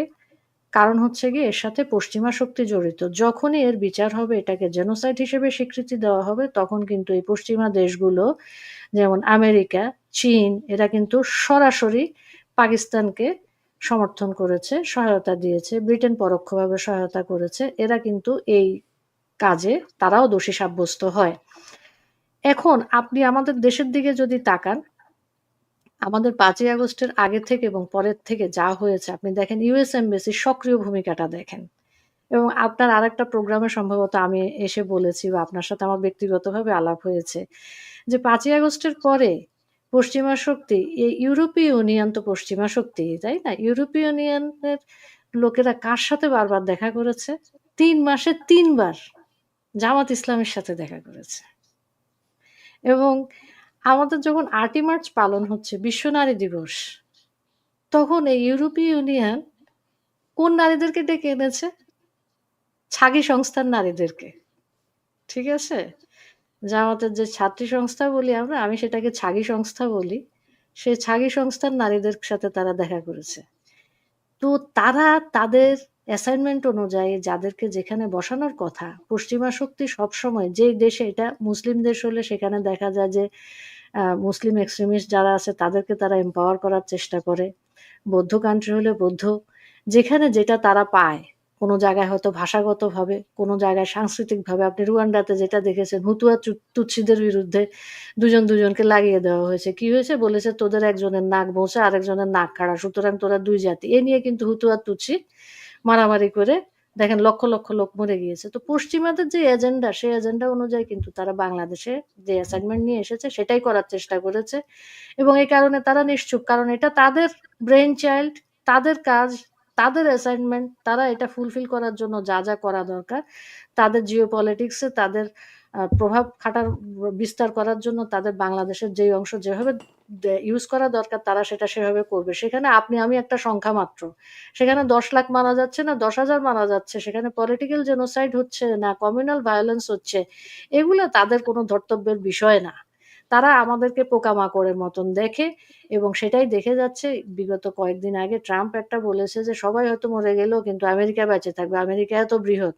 তাদের লক্ষ্য উদ্দেশ্য ওরকম। তো পশ্চিমা গোষ্ঠীর দিকে তাকিয়ে থেকে তারা আমাদের মানবাধিকার লঙ্ঘন নিয়ে কথা বলবে, তারা আমাদের দেশের অবস্থা নিয়ে কথা বলবে, সেটার দিকে তাকিয়ে না থেকে আমরা আমাদের কাজ করতে হবে। আমাদের বিরুদ্ধে ১৯৭১ সালেও পশ্চিমা শক্তি ছিল, এখনো আছে। আমার দেশের জনগণ কিন্তু আমার মতন এলিট শ্রেণী না, আমার মতন সুবিধাভোগী শ্রেণী না। আমার দেশের কিন্তু কৃষক, শ্রমিক, মেহনতি জনতা, তারাই কিন্তু দেশকে ১৯৭১ সালে আবার ট্র্যাকে ফিরিয়ে নিয়ে এসেছে। এবং আমি দৃঢ়ভাবে বিশ্বাস করি যে সেটা আওয়ামী লীগ হোক বা মুক্তিযুদ্ধের সপক্ষে শক্তি হোক, জনগণ জনগণের কথা শেষ পর্যন্ত বলে দিবে। তারা রক্ত দিচ্ছে এখনো, আগামীতেও দিতে হবে তাদেরকে হয়তো দেশ রক্ষার জন্য, কিন্তু তাদের ছাড়া দেশ রক্ষাও হবে না। ওই পশ্চিমা শক্তি-টক্তি ওইটা দেখা যাবে যে যখন আমাদের দেশ ট্র্যাকে চলে আসছে, তখন তারা আবার আমাদেরকে ওই নির্বাচিত সরকারকে, যে সরকার মুক্তিযুদ্ধের সপক্ষে শক্তি হবে, সেই সরকারকে তখন তারা স্বীকৃতি দিতে বাধ্য হবে, যেভাবে ৭১ সালেও তারা বাধ্য হয়েছে। জি, আমরা কি সেই নমুনা অলরেডি দেখতে শুরু করেছি কিনা আসাদ নূর? কারণ কক্সবাজারে আপনারা দেখেছেন যে সেখানে জনগণ কিন্তু প্রতিরোধ গড়ে তুলেছে, সেনাবাহিনী সেখান থেকে ফিরে আসতে বাধ্য হয়েছে। কক্সবাজার এবং ওই অঞ্চলটা ঘিরে তাদের পরিকল্পনাটা কি আসলে? ওরা এখন ওদের আসল পরিকল্পনা কি সেটা তো আমাদের পক্ষে জানা সম্ভব না। এটা হয়তো ইউনুসও জানে না। তার যেহেতু সে ওদের গোলাম বলছে মনিব, সে সবকিছু করে দিচ্ছে। কিন্তু বাংলাদেশের মানুষকে যদি তারা আন্ডার এস্টিমেট করে, তাহলে আমার মনে হয় যে একটু ১৯৭১-এর কথা মনে করা উচিত। ৭১ কেন, ৫২ দেখেন। তাদের মানে এইটা তাদের এই মানে পূর্ব আর পশ্চিম পাকিস্তান, অখণ্ড পাকিস্তান থাকা সত্ত্বেও তারা নিজেদের মধ্যে বুঝেন যে নিজেদের দেশ এটা দমন করতে পারে নাই, যখন বৈষম্য করছে বাঙালিরা দমায় রাখতে চাইছে। তো এখন তারা এসে আমেরিকার সাহায্যে নিয়ে আর মানুষ বসে বসে দেখবে। আমার এটা কোনো কারণেই মনে হয় না এরা চেষ্টা করছে, কারণ তারা এক্সপেরিমেন্ট করতে গেলে অসুবিধায় কোথায়? আর আমেরিকার ক্ষতি কি? এটা তো তাদের মাটি না। তাদের মাটিতে তো পেন্টাগানে তো তারা এক্সপেরিমেন্ট করতেছে না, করতেছে আপনার মাটিতে। এখন আপনি যদি আমেরিকার পছন্দ নাও করেন, তাতে আমেরিকার অসুবিধা কি? আমেরিকা সারা জীবন বাংলাদেশিদের ভিসা না দিলে তাদের কি যাবে আসবে? আর যারা বাংলাদেশি ওই রজারদের মতো আমেরিকায় আছে, তারা কি আমেরিকার সাথে বিদ্রোহ করবে? করবে না। তো তাদের এক্সপেরিমেন্ট করার তারা করতেছে, একটা চেষ্টা করতে অসুবিধা কোথায়? আর জামাত ইসলাম তো পরাজিত শক্তি, তাদের আর পরাজয় নতুন করে কি? তারা ওই পরাজয় নিয়ে এখনো চেষ্টা করে মুক্তিযুদ্ধকে একটু যদি খাটো করানো যায়। আবার যখন ধোলাইটা খায়, দেখেন নাই ঢাকা বিশ্ববিদ্যালয়ের সেই তারা রাজাকারের যেগুলোরে আমরা শাস্তি দেওয়াইলাম, আওয়ামী লীগ দেবে না, তাও আমরা গণজাগরণ, তারপরে কোর্টের কাছে দাবি তুললাম, গণরোষে, তারপরে কোর্ট পুনরায় বিবেচনা করে দেখলো তাদের কি ভুল ছিল, তারপরে এদের ঝুলানো হইলো। তাদের ছবি দেওয়ার পরে কয় ঘন্টা রাখতে পারছে? তো তারা তো ক্ষমতা রাখতে পারলো না কেন? বাপদের নাম। এবং দেখেন এই যে শিবিরের পোলাপনগুলো এখনো বলতে পারে না যে হ্যাঁ আমি শিবির। এখনো সে লুকায়। দেখেন, আপনি দেখেন এই যে বুদ্ধিজীবী যেগুলা, এই যে দেখেন এই সেলোয়ার কামিজ পরা মেয়েদের ভাড়া করে আনতে হয়, বলে আমি বামপন্থী, আমার শিবির ট্যাগ দেন কেন? এখনো তাদের শিবির বললে চেতটায় আমার শিবিরের ট্যাগ দেন কেন? মানে তারা এখনো বাপের নাম মুখে নিতে পারে না। তো যেই গোষ্ঠীটা তাদের নেতা, তাদের ব্যক্তিদের বলতে পারেন, আজকে দেখেন একটা আওয়ামী লীগ নেতারে মাইরে ফেলতেছে, তাও বাংলা জয় বঙ্গবন্ধু বলে। এইটাই তো তার শক্তিটা তো এইখানেই। আর তুই তো বেটা 54 বছর পরেও তুই তোর বাপদের নাম নিতে পারস না। তো একটা পরাজিত শক্তি, তাদের আর পরাজিত কি হবে? জামাত কি কোনোদিন এই বাংলাদেশকে ভালোবাসছে, এই ভূমিকে ভালোবাসছে? 47-এ তারা কি ব্রিটিশের দালালি করে নাই? তারা বলে না পাকিস্তান কায়েম করা যাবে না, আবার পাকিস্তান হওয়ার পরে বলছে না পশ্চিমের আলাদা যাওয়া যাবে না, এখন আবার ওই আমেরিকার দিকে গেছে। 1971 ওই আমেরিকা তাদের পক্ষে ছিল, চায়না তাদের পক্ষে ছিল। এখন এরা বারবার পরাজিত হতে চায়, এখন আমরা আর কি করব? কিন্তু জনগণকে যদি তারা আন্ডার এস্টিমেট করে, তারা যদি মনে করে জনগণ সবাই সব বোকা, আসলে এটা কোনোভাবেই আমার মনে হয় না যে জনগণ বোকা। আর যেভাবে তারা জনগণকে যতটুকু ফুঁসে উঠতে হয় প্রতিবাদ করার জন্য, আপনি দেখেন পাকিস্তানিরা যেভাবে আমাদের কন্টিনিউসলি টর্চার করে গেছে, কোনোভাবে আমাদের বোঝার চেষ্টা করে নাই, আমাদের সাথে একসাথে বসে নাই, এখনও তারা একই কাজ করছে। মুক্তিযোদ্ধাদের ধরে নিয়ে যাচ্ছে, সাংবাদিকদেরকে ধরে জেলে দিয়ে দিচ্ছে, হাত করা পড়াচ্ছে সন্ত্রাসীদের মতো। আপনি দেখেন পান্না সাহেবের সাথে কি করছে। এমনকি এই পান্না সাহেব কিন্তু তাদের পক্ষের লোক ছিল। শেখ হাসিনা দেখেন টুকটাক ছাত্র আন্দোলনের সমর্থন আমিও দিছি, কিন্তু শেখ হাসিনা যখন পতন ঘটে গেছে আমি আশ্চর্য হয়ে গেছি, কারণ আমি জানি ওখানে কি হবে।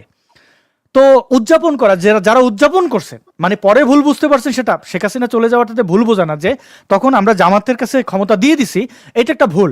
কিন্তু শেখ হাসিনা যাওয়ার পরে উল্লাস যদি কারা করে, এদের মধ্যে অনেকে এখন বুঝতে পারছে উল্লাস করা ঠিক হয় নাই। তো এই পান্না সাহেব কিন্তু উল্লাস করছেন শেখ হাসিনার পতন, এটার একটা কি কি লিখছেন। তো তারপরও তারে কিন্তু অপদস্থ করছে।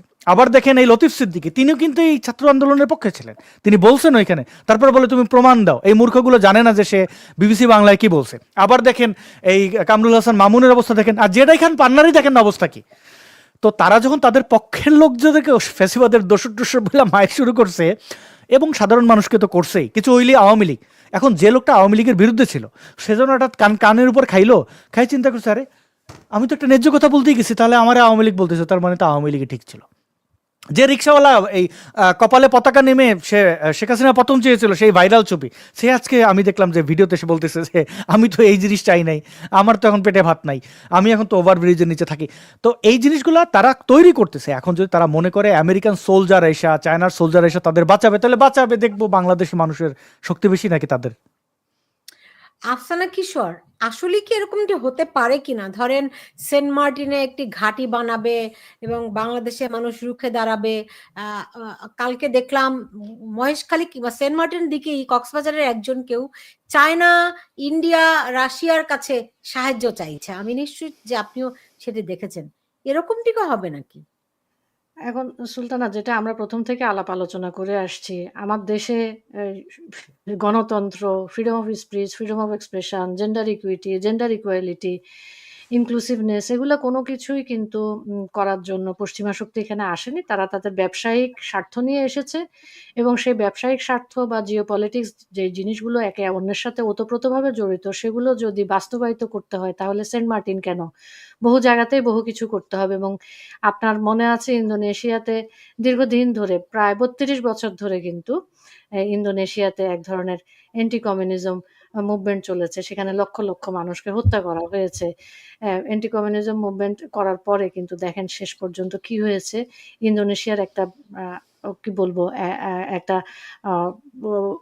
ভূগর্ভস্থ যেসব মিনারেল থাকে সেগুলোর একটা ভালো জায়গা, যেমন পূর্ব তিমুরকে কিন্তু তারা সরিয়ে পশ্চিমা শক্তি অস্ট্রেলিয়া সহ তারা কিন্তু একটা আলাদা দেশ করেছে। তো আমরা সেই দিকেই যদি দেখি যে আমরা হয়তো সেদিকেই এগিয়ে যাচ্ছি, কিন্তু আমাদের দেশে আপনি যেটা বললেন যে অনেক কিছু আনপ্রেডিক্টেবল থাকে, কারণ হচ্ছে গিয়ে আমাদের মানুষজন। আমাদের দেশের মানুষ কিন্তু, আপনি পশ্চিমা বিশ্বে আপনি এতদিন ধরে আছেন, দেখবেন যে পশ্চিমা বিশ্বের অনেক মানুষের থেকে কিন্তু আমাদের দেশের মানুষ রাজনৈতিকভাবে অনেক সচেতন। আমাদের চায়ের দোকানে যে আলাপ হয়, আপনি আসাদ যেটা বললেন রিক্শাওয়ালার কথা, এরা কিন্তু রাজনৈতিকভাবে অনেক সংযুক্ত থাকে।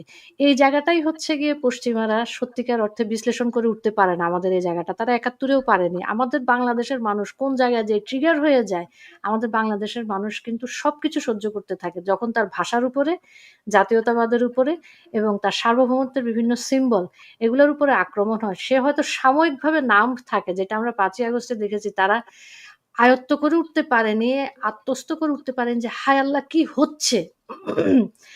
যেই মুহূর্তে মানুষ সামগ্রিকভাবে বুঝে যাবে যে কি হচ্ছে এবং তার পরিণতি কি হচ্ছে এর পরিপ্রেক্ষিতে সে অর্থনৈতিকভাবে, সামাজিকভাবে, পেশাগতভাবে কিভাবে সে বৈষম্যের শিকার হচ্ছে এবং তার রুটি-রুজি কিভাবে ক্ষতিগ্রস্ত হচ্ছে, এটা যে মুহূর্তে সে সম্পূর্ণভাবে রিয়ালাইজ করবে তখন কোন রকমের হিসাব-নিকাশ কিন্তু ধোপে টিকবে না। এটা আমি আপনাকে বলে দিচ্ছি। এই জায়গায় আপনি যতই সাইকো অ্যানালাইসিস করেন, যতই সাইঅপস চালান, আপনি এই জায়গায় ব্যর্থ হবেন। জি। এইটাই হচ্ছে গিয়ে আমাদের একমাত্র শক্তি এবং আমাদের জনগোষ্ঠীটা কিন্তু বৃহৎ। এটা কিন্তু ১-২ কোটি না।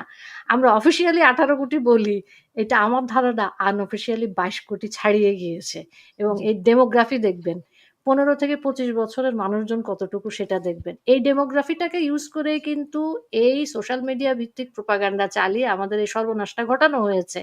এই ডেমোগ্রাফিটাকে যদি আমরা ঠিকমতো অ্যাড্রেস করতে পারি, আমার বিশ্বাস এখনো আমার মনে হয় কারণ আসাদ যেটা বলল যে আমরা তো নানা ধরনের সোশ্যাল মিডিয়াতে কথাবার্তা বলে যাচ্ছি। ১ম কিন্তু বলা যেত না। কিন্তু আমরা অনবরত বলে যাচ্ছি এবং বলার কারণে কিন্তু একটা অংশের মানুষ বুঝতে পেরেছে যে সত্যটা কি?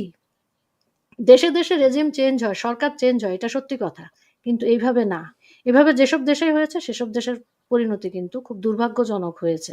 এবং রাইট। সেই দুর্ভাগ্যকে ঠেকাতে হলে কিন্তু ওই যে ১ম এই যেটা বললাম, জনগণের ঐক্যবদ্ধ প্রতিরোধ গড়ে তোলা ছাড়া কোনো বিকল্প নেই। না, এখন জনগণকে ঐক্যবদ্ধ করার বিষয়টি একটা বড় চ্যালেঞ্জিং হয়ে দাঁড়িয়েছে। কারণ এতগুলো মানে এই সরকারেরই এতগুলো মাথা কোন একটা ক্যামোফ্লেক্স তৈরি করে রেখেছে তারা। ফলে মানুষ অনেক সময় বুঝে উঠতে পারছে না যে আসলে কোথায় কি ঘটছে। আমার শেষ প্রশ্ন আসাদ নূর, সেটি হচ্ছে যে আমরা দেখছি বর্তমান সরকারের আ একটি অংশ না, তারা ভিন্ন ওই যে বললাম না ক্যামোফ্লেক্স, সেই ক্যামোফ্লেক্স এ আমরা এখন দেখছি যে কেউ চাইছে জাপাকে নিষিদ্ধ করতে। এরই মধ্যে একটি অংশের চাপের মুখে আওয়ামী লীগকে নিষিদ্ধ করা হয়েছে এবং তারা ইলেকশন করতে পারবে না। ফলে আওয়ামী লীগ, জাতীয় পার্টি এদিকে বাদ রেখে যদি নির্বাচন আগামী ফেব্রুয়ারিতে সত্যি হয়ে থাকে, আ সেটির সম্ভাবনা কতটুকু দেখছেন? তারা এতটা ভয় পাচ্ছে, এখন তাদের ভয়টাও পাইতে দেবেন না। মানে আপনি দেখেন ইলেকশন কমিশনের এই প্রস্তাবনাগুলো দেখেন যে আপনি না ভোট দিতে পারবেন যদি আপনার এলাকায় মানে আপনার প্রতিদ্বন্দ্বী একজনও না থাকে, আপনি একা দাঁড়াইছেন, অটো পাস যেরকম ওরকম যেন না হন, তাহলে যে ওইখানে দাঁড়াবে সে তার পাশের আর একজনকে নিয়ে দাঁড়াবে যে প্রতিদ্বন্দ্বী তুমি আমি খেলি, মানে না ভোট, এই না ভোটটুকু দেওয়ার যে সর্বজনীন যে কেউ না ভোট দিতে পারবে, এখানে প্রতিনিধিত্বকারী ১০ জন থাকুক, ১০ জন ক্যান্ডিডেট, কিন্তু না ভোট, ওরা জানে যে না ভোট সংখ্যা বেশি পড়বে, পুরো বাংলাদেশে না ভোট বেশি পড়বে, কারণ আওয়ামী লীগের লোকজন এবং বর্তমানে যারা ওই যে একজন ন্যায্য কথা বলতে গেলে তারা আওয়ামী লীগ বানিয়ে দিচ্ছে, তা না ভোটই তো দেবে, এখানে তো যোগ্য কে আছে আপনি দেখেন। তো এইটা তারা ভয় পাচ্ছে এবং জাতীয় পার্টি বলেন বা আরো আওয়ামী লীগের কালকে আরেকজনকে হয়তো নিষিদ্ধ করে দেবে, এরকম নিষিদ্ধ করবে, কিন্তু ওদের এই নিষিদ্ধ করা সিদ্ধ করা এটা করে কি আওয়ামী লীগের আমি আওয়ামী লীগের এখনো সমালোচনা করি, কিন্তু একটা স্ট্যান্ড এখন পর্যন্ত তারা ঠিক রাখছে, এটার জন্য আওয়ামী লীগ ধন্যবাদ পাওয়ার যোগ্য, যে ইউনুস অবৈধ, ইউনুসের আমলে যা কিছু সব অবৈধ, সিম্পল। এখন ইউনুস সে নির্বাচন করবে কেন? খালেদা জিয়া এরকম নির্বাচন করছিল না, একসাথে সবাই মিলে এই এরশাদের পতন ঘটাইলো, এরপর আইসাই যে স্বৈরাচার পতন, তো সে স্বৈরাচার হয়ে গেল, তো টিকতে পারছে কয়দিন টিকছে? তো এইগুলো এখন যদি আপনি মিলিটারি কুক, আবার এই যে কাওয়ার্ড দেখেন ওয়াকার, সে দেখেন সে যে একটা কু করছে সে বলতে পারতেছে না, সে নুন খাইতেছে এই পোলাপানদের মাথায় রেখা, ইউনুস চেয়ারে রেখা, সে বললুক আমি কু করছি, ওই মতো জিয়ার মতো হানা ভোট দিক, আমরা বুঝবো একটা জিনিস, তারপরে না বুঝবো হ্যাডাম কতদিন তুমি থাকতে পারো। এখন তুমি নিজেই থাকতেছো লুঙ্গির তলায়, তুমি ভাবতেছো সবারই নিষিদ্ধ করে তুমি ইলেকশন দেবা, আর মানুষ বলবে বাহ ক্যা বাত হে, কি ইলেকশন, কি চমৎকার, নাচবে গাইবে ফুল ফুটবে, এটা হবে নাকি? হবে না তো। এখন তারা, আমি দেখছি দিনে দিনে তারা কতটা পাল্টা মায়ের খাবে, এগুলোর জন্য প্রত্যেকটা জায়গায় এক একটা বীজ বপন করে রাখতেছে। ধরেন এই যে কবর থেকে লাশ তোলার যে তারা একটা নজির স্থাপন করলো, এবং ধরেন কাউকে ফেসিবাদী বইলেই তারে মাইরা ফেলা, এই যে নোয়াখালীতে ছাত্রলীগ হইলেই তারা যে মাইরা ফেলা যায়, আওয়ামী লীগ হইলেই যে তার বাড়িঘর লুটপাট করে ফেলা যায়, গবাদি পশু চুরি করে নিয়ে যাওয়া যায়, জিয়াফত দেওয়া যায়, এই যে নজির দেখেন পুরো প্রত্যেকটা জায়গায় আপনি একটা নজির পাবেন। শিক্ষকদের ধরে থাপড়ানো, এখন তাদের যে শিক্ষকরা আছেন, তাদের যারা স্থানীয় প্রতিনিধি হয়েছেন, তাদের যারা পুলিশ কর্মকর্তা, তাদের যারা মিলিটারি, তাদের যারা, এদের এই নজির তাদের উপরে যে অ্যাপ্লাই হবে না, এটা আপনি কেমনে বুঝতেছেন? এই যে মানুষ এক্স্যাক্টলি এতদিন বলছে যে ইলেকশন চাই ইলেকশন চাই, ইউনূসের আমলে তো দেখলো ইলেকশন তারা দিতে চায় না, দিলেও তাদের মতো করে দেবে। এই যে ইলেকশন নাই, গণতন্ত্র যে 14 গোষ্ঠী উদ্ধার করে দিছে, এটার ফল কি হবে? এইটা তারা যেভাবে যত দ্রুত এটার ধ্বংসের দিকে তারা নিয়ে যাচ্ছে, এটার ফল তারা ভোগ করবে। মানুষ কিন্তু দেখতেছে, জনগণ কিন্তু ঠিকই দেখতেছে, সে আগে কয় টাকায় কি কিনে খাইছে, এখন কি কিনে খায়, সে বাইরে যাইতে গেলে তার গায়ে সোনা গয়না রাখে কিনা, মোবাইল ফোন নিয়ে বের হয় কিনা, তার বুক ধক ধক করে কিনা, এটা মানুষ বলছে, প্রত্যেকটা মানুষ বুঝতেছে। Right, right. তো আফসানা কিশোর এই সুলতানা, মানুষ আমি জি, আসাদের সাথে একটা পয়েন্ট যোগ করতে চাই যে নির্বাচনের কথা বললেন উনি, নির্দলীয় নিরপেক্ষ তত্ত্বাবধায়ক সরকারের আন্ডারে ইনক্লুসিভ নির্বাচন, যেটার কথা আমরা বলছি আর কি। হুম, এখন এই নির্বাচন যে লেজিটিমেট হবে না সেটা ইউনূস গংও জানে, সেজন্য কিন্তু তারা দেখেন তাদের বিভিন্ন প্রতিনিধি ইতিমধ্যে কিন্তু নির্বাচন কমিশনের প্রধান যিনি তিনি কিন্তু বিভিন্ন দেশ ভ্রমণ করছেন। তিনি সম্ভবত কানাডায় এসেছেন বা আসবেন তার গ্যাং নিয়ে, নির্বাচন কমিশন প্রতিনিধি। তারা এগুলাকে লেজিটিমেট করার জন্য কিন্তু নানা প্রক্রিয়া হাতে নিয়েছে এবং সেই প্রক্রিয়ারই একটা অংশ কিন্তু ওই যে জামাতের আমিরকে পাঠানো এবং এখানে নর্থ আমেরিকাতে ভোটিং নিয়ে বিভিন্ন কনফারেন্সে যোগ দেওয়ার জন্য বিভিন্ন প্রভিন্সে যেন তাদেরকে লেজিটিমেট করা যায়। তারা নিজেরাও জানে যে তারা আইনসিদ্ধ না, তারা লেজিটিমেট না। এই লেজিটিমেসি প্রাপ্তির জন্য তারা কিন্তু এখন কি করছে? বিশ্বের দরবারে হাত পাতছে এবং তারা বিভিন্ন জায়গায় যাচ্ছে। জি। কিন্তু এর থেকে তো একটা পরিত্রাণ আছেই। কিন্তু শেষ কথা ওটাই মনে হয় যে আফসানা যেটি বলছিলেন যে বাংলাদেশের মানুষই শেষ পর্যন্ত সবচেয়ে বড় শক্তি।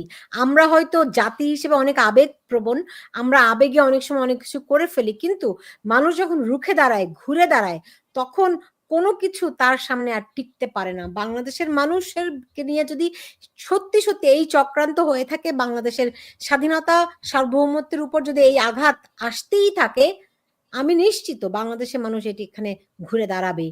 আফসানা কিশোর এবং আসাদ নূর, আপনাদের দুজনকে অনেক ধন্যবাদ আমার সঙ্গে আজকে যুক্ত থাকার জন্য। আপনারা ভালো থাকুন। আপনাকেও ধন্যবাদ।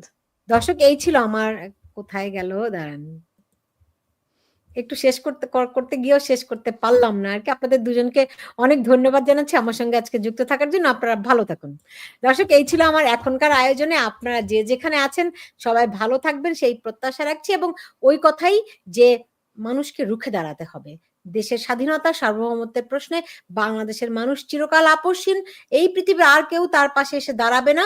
পশ্চিমা শক্তি বলুন আর অন্য যেকোনো শক্তি হোক না কেন, মানুষের শক্তির চেয়ে গণমানুষের যে শক্তি, তার ধারে কাছে আর কোনো কিছুই টিকবে না। সবাই ভালো থাকুন।